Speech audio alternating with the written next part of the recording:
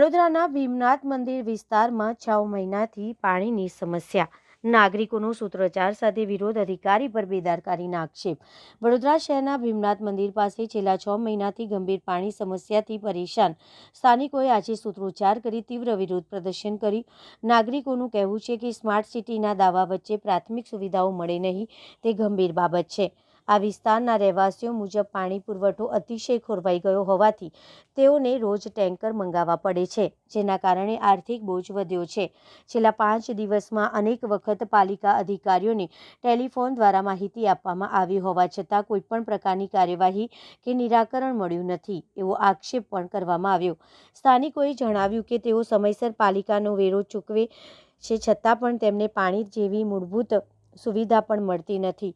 અધિકારીઓની આ બેદરકારીથી ત્રસ્ત નાગરિકો આજે પાલિકા સભ્યો અને અધિકારીઓ વિરુદ્ધ સૂત્રોચ્ચાર કરતા રસ્તા પર ઉતર્યા।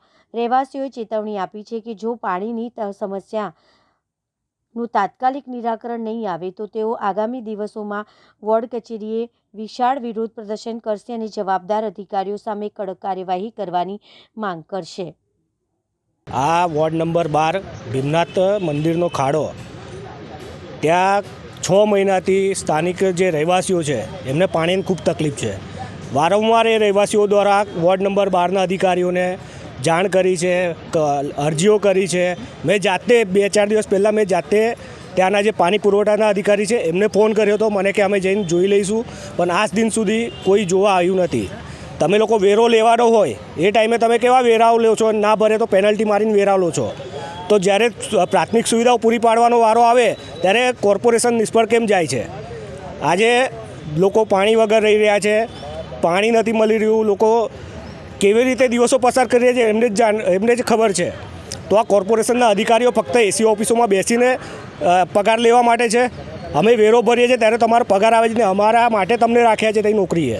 એવું નથી કે તમે તે સાહેબો છો, અમારા કામ માટે તમે છો, તો અહીં આવીને સ્થાનિક લોકોને શું તકલીફ પડી રહી છે એ જુઓ અને જે પણ તકલીફ સમસ્યા છે એ તાત્કાલિક ધોરણે દૂર કરવામાં આવે।